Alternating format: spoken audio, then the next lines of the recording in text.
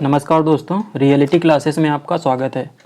इस वीडियो में हम लोग पॉलिटी के अंतर्गत भारतीय संविधान के महत्वपूर्ण अनुच्छेद है ना, उनको कवर करेंगे।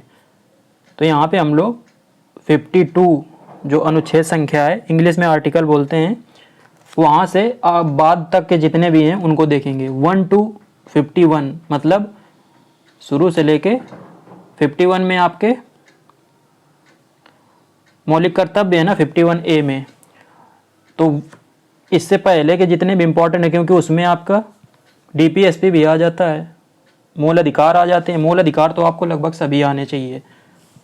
और उसके पहले नागरिकता से संबंधित जो प्रावधान है उस पर मैं एक अलग वीडियो बनाऊंगा।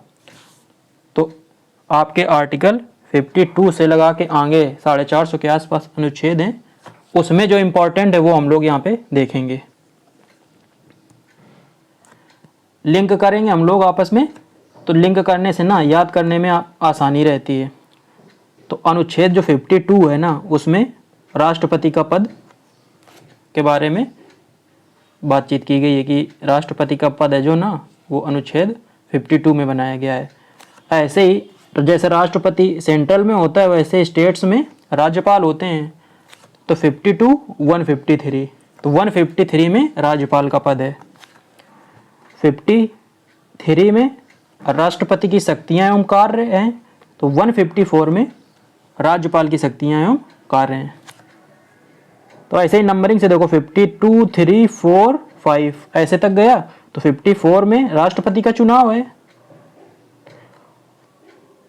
और 155 में राज्यपाल की नियुक्ति। राष्ट्रपति का एक्चुअल में चुनाव होता है और राज्यपाल की नियुक्ति करता है राष्ट्रपति। ऐसे ही 55 में चुनाव की पद्धति के बारे में दिया गया, किसके? राष्ट्रपति के। 161 की बात करें तो यहाँ पे राज्यपाल की क्षमादान की शक्तियाँ दी गई हैं, और जो राष्ट्रपति की क्षमादान की शक्तियाँ हैं वो 72 में है। तो 72 में राष्ट्रपति की क्षमादान की शक्तियाँ, 161 में राज्यपाल की क्षमादान करने की शक्तियाँ। अगला एक अनुच्छेद इंपॉर्टेंट है 123 जो, तो 123 है अध्यादेश जारी करने की शक्ति किसकी? राष्ट्रपति की। तो 213 में 123 123 213 ऐसे हिंदी में याद रखोगे तो और आसानी रहेगी। देखो 123 दोनों में है, दूसरे में 213 हो गया है। तो 213 में अध्यादेश जारी करने की शक्ति किसकी दी गई है? राज्यपाल की। उसके अलावा जो बच गए वो देख लेते हैं। तो 60 में जो है वो शपथ का प्रारूप दिया गया किसके? राष्ट्रपति के। ये बहुत इंपॉर्टेंट है, राष्ट्रपति की शपथ का प्रारूप है ना, वो अनुच्छेद 60 में है। महाभियोग का जो प्रोसेस है वो 61 में दिया गया है। राष्ट्रपति को महाभियोग के द्वारा हटाया जाता है ना, तो अनुच्छेद 61 में दिया गया है। अगला है अनुच्छेद 74, राष्ट्रपति की सहायता व सलाह के लिए मंत्रिपरिषद की व्यवस्था की गई है। ये बोला गया है अनुच्छेद 74 से। आगे देखते हैं, अध्यादेश जारी करने की शक्ति हो गई। 143 भी काफ़ी इंपॉर्टेंट है, ऐसे क्वेश्चन पूछ लेता है कि किस अनुच्छेद के द्वारा राष्ट्रपति सुप्रीम कोर्ट से सलाह ले सकते हैं। तो ये दिया गया अनुच्छेद 143 में, 143। चलिए आगे चलते हैं। अब हम लोग उपराष्ट्रपति का पद देखेंगे। तो 63 में उपराष्ट्रपति का पद दिया गया है, जबकि 163 में ना मंत्रिमंडल की बात की गई है, जो राज्यों में होते हैं मंत्रिमंडल उसकी। 64 में यह बताया गया है कि राज्यसभा का पदेन अध्यक्ष होता है कौन? उपराष्ट्रपति। तो यह अनुच्छेद 64 में बताया गया है। 66 में बताया गया है उपराष्ट्रपति का चुनाव, मतलब इनका उपराष्ट्रपति का वाइस प्रेसिडेंट का चुनाव किस पद्धति से होगा। 164 में इधर बताया गया है प्रधानमंत्री के पद के बारे में। तो प्रधानमंत्री नहीं, मुख्यमंत्री का पद अनुच्छेद 164 में दिया गया है। देखो यहाँ पे मंत्रिमंडल राज्यों में जो वो 163 में दिया गया है, लेकिन जो मंत्रिमंडल सेंटर में होता है ना, वो अनुच्छेद 74 में दिया गया है, 74 में। मुख्यमंत्री का पद 164 में है, लेकिन प्रधानमंत्री का पद 75 में है। देखो जैसे स्टेट्स में चीफ मिनिस्टर या मुख्यमंत्री होते हैं, वैसे सेंटर में प्रधानमंत्री या प्राइम मिनिस्टर होते हैं। अनुच्छेद 75 का फर्स्ट, इसमें दिया गया राष्ट्रपति द्वारा पीएम की नियुक्ति व पीएम की सलाह पे अन्य मंत्रियों की नियुक्ति। ऐसे 164(1) में दिया गया है राज्यपाल द्वारा मुख्यमंत्री की नियुक्ति व उसकी सलाह पर अन्य मंत्रियों की नियुक्ति। आगे चलते हैं। महान्यायवादी पद का पद 76 में दिया गया है, बहुत ही इंपॉर्टेंट है। अटॉर्नी जनरल ऑफ इंडिया बोलते हैं महान्यायवादी, अनुच्छेद 76 में दिया गया है। 78 में दिया गया है प्रधानमंत्री द्वारा राष्ट्रपति को सूचनाएं देना। प्रधानमंत्री है ना, इनको सभी इंपॉर्टेंट मुद्दे पर राष्ट्रपति को सूचना देनी होती है और ये अनुच्छेद 78 के अनुसार। इधर यदि बात करें 167 की, जैसे ये 78 है तो वैसे यहाँ पे 167 है। इसके द्वारा मुख्यमंत्री द्वारा राज्यपाल को सूचनाएं देना।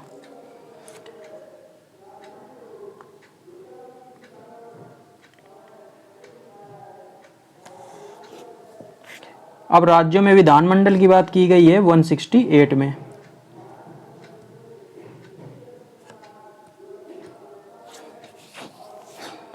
अगले चलते हैं अनुच्छेद 79, 80 और 81। 79, 80, 81 सीरियल वाइज हैं और काफ़ी इंपॉर्टेंट है। तो 79 में संसद के गठन की बात की गई है, 80 में राज्यसभा की बात की गई है, 81 में लोकसभा की बात की गई है। तो ये आपको याद रखना है, क्योंकि जनरली पहले लोकसभा दिमाग में आता है फिर राज्यसभा, लेकिन आपको यदि याद रखना है तो ऐसे याद रखो कि राज्यसभा उच्च सदन है, लोकसभा निम्न सदन है। तो राज्यसभा पहले आएगी, लोकसभा बाद में आएगी। तो 80 में राज्यसभा की बात हो गई है गठन की और 81 में लोकसभा के गठन की। इधर 3 लगातार हैं अनुच्छेद 169, 170, 171। तो 169 में विधान परिषद का गठन या समाप्ति, तो इंग्लिश में लिखा है क्रिएशन और अबोलिशन। एक्चुअल में विधान परिषद का अबोलिशन भी हो सकता है, लेकिन विधान परिषद जो राज्यसभा होती है ना उसका नहीं किया जा सकता है, क्योंकि राज्यसभा स्थायी सदन है। तो विधानसभा का गठन या समाप्ति अनुच्छेद 169। राज्यों में जो विधानसभाएं होती हैं वो दी गई हैं 170 में और विधान परिषद 171 में। अब यहाँ पे देखो उल्टा है, राज्यसभा यहाँ पे पहले दी गई थी लेकिन विधान परिषद बाद में दी गई है। यहाँ पे लोकसभा बाद में दी गई लेकिन विधानसभा पहले दी गई है। तो बस आपको ये थोड़ा याद रखना है। चाहे ऐसे अब राज्यों के हिसाब से ऐसे आप याद रख लो कि विधान परिषद जो है ना वो केवल 6 स्टेट में है, तो सब जगह नहीं है विधान परिषद, इसलिए इतना इसका महत्व नहीं है तो नीचे रख दिया, ऐसा कुछ समझ लो। अब अनुच्छेद ये दिए गए हैं 4, जो 100 दिया गया है 100। निर्णायक मत, मतलब जब कभी डेडलॉक की कंडीशन आ जाती है ना लोकसभा में, तो लोकसभा का जो स्पीकर है ना, ये लिखा है बाई स्पीकर इसलिए कि जो लोकसभा का अध्यक्ष उसको स्पीकर बोलते हैं ना, जो अभी ओम बिरला हैं, तो उनके द्वारा निर्णायक मत दिया जाता है। तो ये अनुच्छेद 100 में दिया गया है। तो 100 नंबर बिल्कुल याद रहेगा दिमाग में। 100 नंबर हम लोग डायल करते हैं बिल्कुल बराबर करने के लिए, पहले पुलिस को बुलाने के लिए 100 नंबर होता था ना।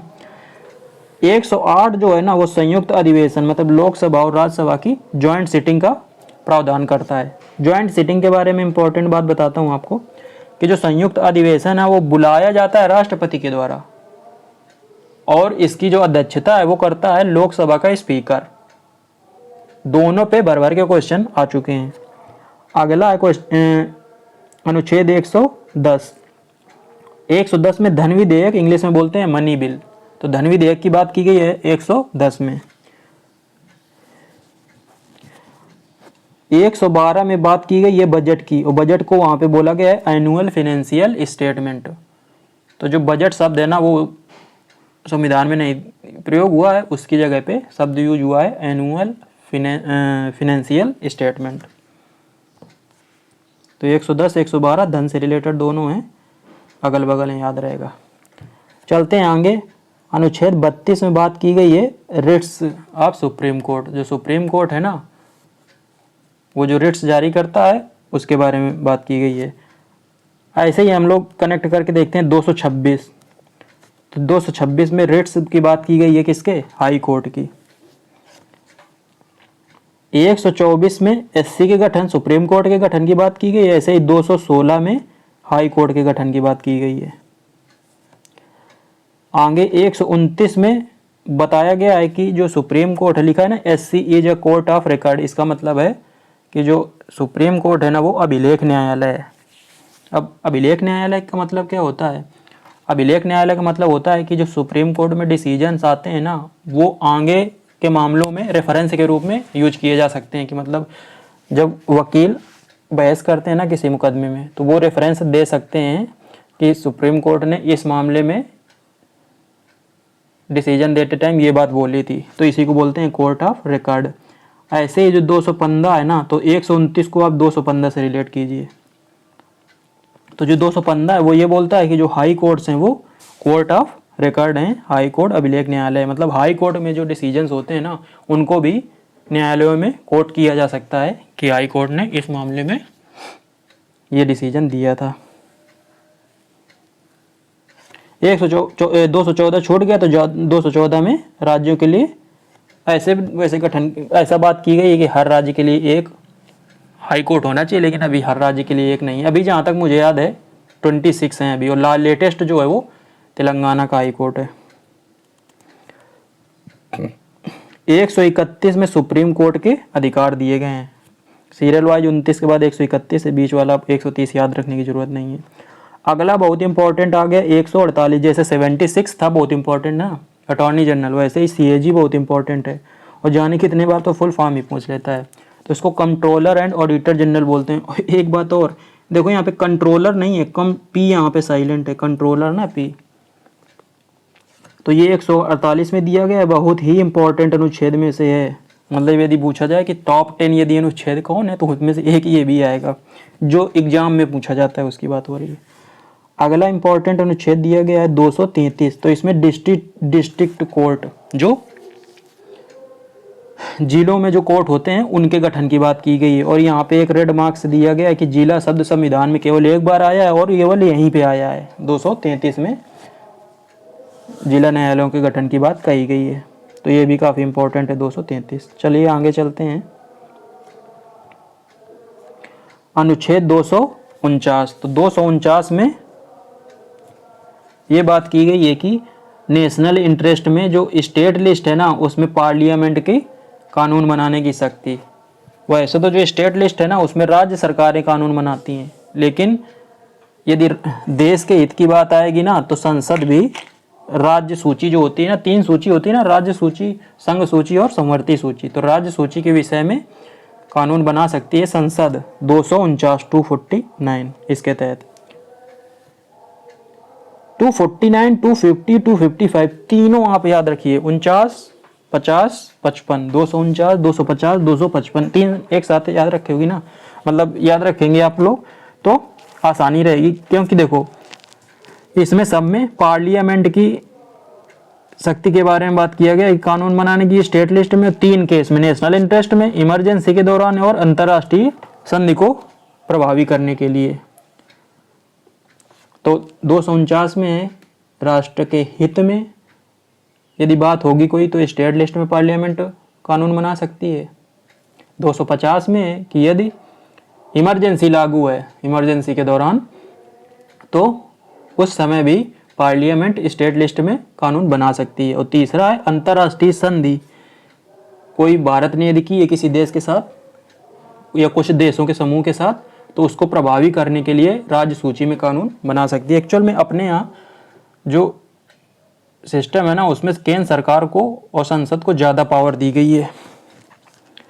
अगला है 262, ये अंतर्राज्यीय नदी जल विवाद का निपटारा। ये 262 में इसके बारे में बात की गई है। अब आप सोच रहे होंगे कि ये यहाँ पे नदी जल विवाद कहाँ से आ गया। तो कई बार ऐसा होता है, जैसे Pakistan India, China India, Pakistan India Sindhu नदी के जो जल है, बाकी कई सतलज, झेलम, जो पंजाब से नदियाँ जाती हैं उधर, सिंधु, झेलम, चिनाब, रावी, ब्यास, सतलज, जो 5 नदियाँ ये हो गई।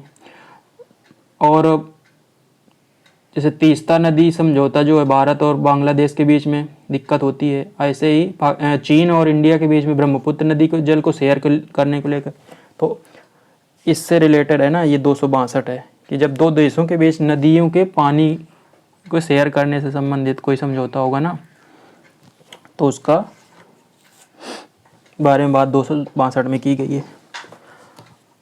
अगला है क्वेश्चन 263, अंतर्राज्यीय परिषद, इंटर स्टेट काउंसिल। तो इसी नाम से आपको याद रखना है, या तो हिंदी में बोलते हैं अंतर्राज्यीय परिषद, इंग्लिश में बोलते हैं इंटर स्टेट काउंसिल। तो इंटर स्टेट काउंसिल का जो इसके बारे में 263 में बात की गई है। 279A में जीएसटी काउंसिल की बात की गई है। तो एक्चुअल में जब जीएसटी बिल आया था ना 2017 में, शायद 1 जुलाई 2017 को आया था, तो 279A नया एक ये आर्टिकल जोड़ दिया गया था, इसमें इसको रखा गया था। 280 है, इसमें वित्त आयोग, फाइनेंस कमीशन की गठन की बात की गई है 280। तो 110 मनी बिल, 112 बजट या एनुअल फाइनेंशियल स्टेटमेंट, और 280 वित्त आयोग, इसके गठन की बात। तीनों धन से रिलेटेड बातें हो गई। चलिए आगे चलते हैं। 312, 315 आपको याद रखना है। 312 में ऑल इंडिया सर्विसेज, जो भारतीय सेवाएं होती हैं ना, आईएएस, आईपीएस और आईएफएस, मतलब इंडियन फॉरेस्ट सर्विसेज, फॉरेन नहीं फॉरेस्ट, तो ये तीनों ऑल इंडिया सर्विसेज में आती हैं। तो ये 312 में इनके बारे में बात की गई है। राज्यों में जो पब्लिक सर्विस कमीशंस होते हैं ना, और जो स्टेट में यूनियन पब्लिक सर्विस कमीशन है, उसके गठन की बात 315 में की गई है। आगे चलते हैं।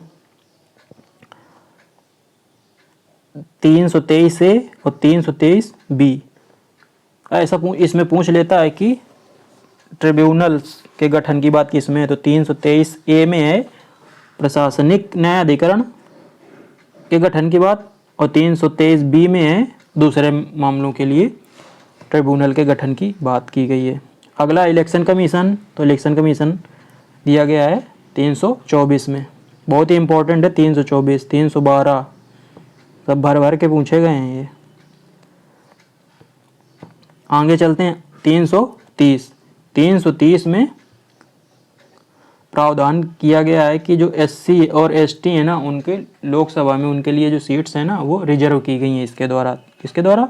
330 के द्वारा। आगे चलते हैं। बहुत ही इंपॉर्टेंट 343, 343 नंबरिंग, बिल्कुल 343, बस थोड़ा सा दिमाग में रहेगा ना, तुरंत टिक करोगे। इसमें बात किया गया है कि जो ऑफिशियल लैंग्वेज है ना वो यूनियन की, वो हिंदी है, वो देवनागरी लिपि में है। Official language of the union, ऐसे ही डायरेक्ट क्वेश्चन पूछेगा। अगला 344, इसमें बात की गई commission and committee of parliament on official language. 344 आप स्किप कर सकते हो, राजभाषा आयोग का गठन हिंदी में बोलते हैं। आगे चलते हैं। मातृभाषा में प्रारंभिक शिक्षा की व्यवस्था। अब ऐसा है ना, सभी राज्यों में जो शुरुआती शिक्षा होती है ना, वो मातृभाषा में दी जानी चाहिए। उससे क्या है ना, बच्चों को समझ में ज़्यादा आएगा। तो वो इसका प्रावधान 350 ए में किया गया है।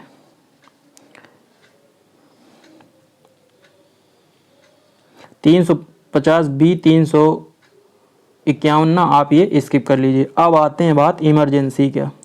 तो 352, 356 और 360 ये आप याद रखिए तीन। तो 352 में राष्ट्रीय आपातकाल की बात की गई है। उसमें 3 मैटर में अब हो सकता है युद्ध, बाह्य आक्रमण या सशस्त्र विद्रोह। ऐसे क्वेश्चन पूछ सकता है कि जो नेशनल इमरजेंसी है वो किस किस बैकग्राउंड पे डिक्लेयर की जा सकती है। तो ये 3 बैकग्राउंड हैं, युद्ध की स्थिति में, बाहरी आक्रमण की स्थिति में, या सशस्त्र विद्रोह की स्थिति में। 356, 4 इसमें जोड़ दो तो 356। तो प्रेसिडेंट रूल, जो राज्यों में राष्ट्रपति शासन लगता है ना, उसके बारे में बात यहाँ पे की गई है। फिर 356 में 4 जोड़ दोगे तो 360। तो इसमें फिनेंशियल इमरजेंसी मतलब वित्तीय आपातकाल, इसकी बात की गई है। 2 और इसमें आप 58, 59 याद कर सको तो याद कर सकते हो, 358 और 359। तो 358 जो है ना 358, इसमें यह बात की गई है कि जो आर्टिकल 19 है ना, freedom of speech and expression, ये इमरजेंसी के दौरान इसके कुछ प्रावधानों को ना सस्पेंड किया जा सकता है राष्ट्रपति के द्वारा। और ऐसे ही 359 में दिया गया है कि जो फंडामेंटल राइट्स के कुछ प्रावधान है ना, कुछ मतलब फंडामेंटल राइट्स हैं, वो इमरजेंसी के दौरान उनको सस्पेंड किया जा सकता है। सस्पेंड लिखा है, कुछ समय के लिए उनको बर्खास्त किया जा सकता है। चलिए आगे आते हैं।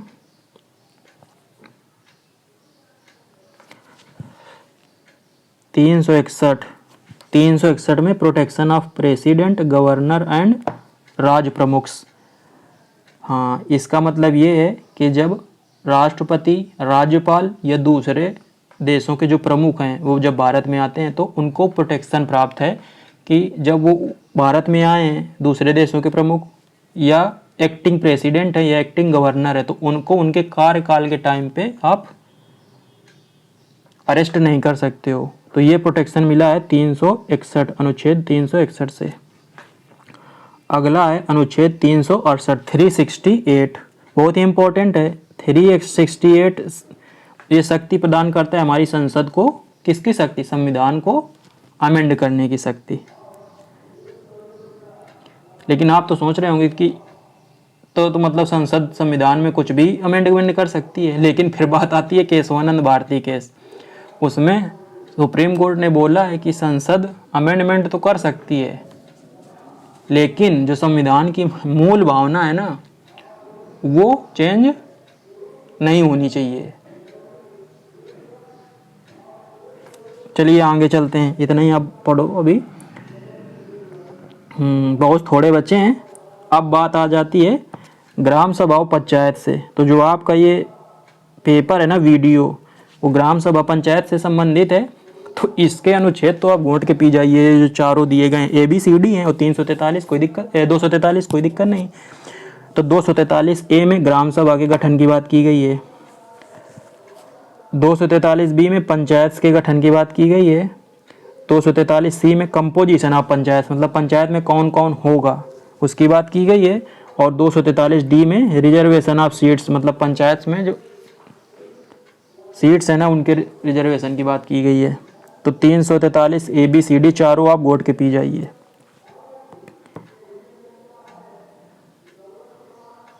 अब आगे चलते हैं 343P से 343ZG 243। तो इसमें म्यूनिसिपैलिटीज, नगर पालिका, इसकी बात की गई है। नगरों से बड़े नगर पालिका होते हैं। अगला है 266 consolidated fund of India and public account of India. अच्छा, तो कंसोलिडेटेड फंड ऑफ इंडिया जो है ना, ये वो निधि है जिससे जो हाई पोस्ट के व्यक्ति होते हैं ना, प्रधानमंत्री, राष्ट्रपति, गवर्नर और सुप्रीम कोर्ट, हाई कोर्ट के जजेस, इसी में जो फंड होता है उसी से इनकी सैलरी दी जाती है। तो 266 में कंसोलिडेटेड फंड ऑफ इंडिया और पब्लिक अकाउंट ऑफ इंडिया, इसकी गठन की बात की गई है। कंटिजेंसी फंड ऑफ इंडिया का प्रावधान 267 में किया गया है, तो 66-67। अब आते हैं 300 आर्टिकल 300A। तो आर्टिकल 300A है ना, ये राइट टू प्रॉपर्टी। तो राइट टू प्रॉपर्टी है ना, ये पहले मूल अधिकार था, लेकिन अब इसको 300A में रख दिया गया है। अब इसको केवल कानूनी अधिकार के अंतर्गत रखा गया। तो राइट टू प्रॉपर्टी अभी कहाँ पे है? 300A में। आगे चलते हैं, तीन ये जो दिए गए हैं 238A, 238B। तो इसमें 238 जो है उसमें जो अनुसूचित जाति आयोग है उसके गठन की बात है। अनुसूचित जनजाति आयोग वो 338A में है, और जो नेशनल कमीशन फॉर OBC वो दिया गया है 338B में। तो सीरियल वाइज याद करने में कोई दिक्कत नहीं, 338, 338A, 338B, SC ST OBC। बस ख़त्म हो गया आपका। 24 मिनट आपके लगे, इतने यदि आप याद कर लेंगे तो सवाल ही नहीं उठता कि इससे बाहर कहीं से क्वेश्चन आ जाए। और बाकी जो 1 to 51 है ना, उस पर मैं एक वीडियो भी लेके आऊँगा। उम्मीद है आपको वीडियो अच्छा लगा होगा। चलिए मिलते हैं अगले वीडियो में, तब तक के लिए नमस्कार, धन्यवाद।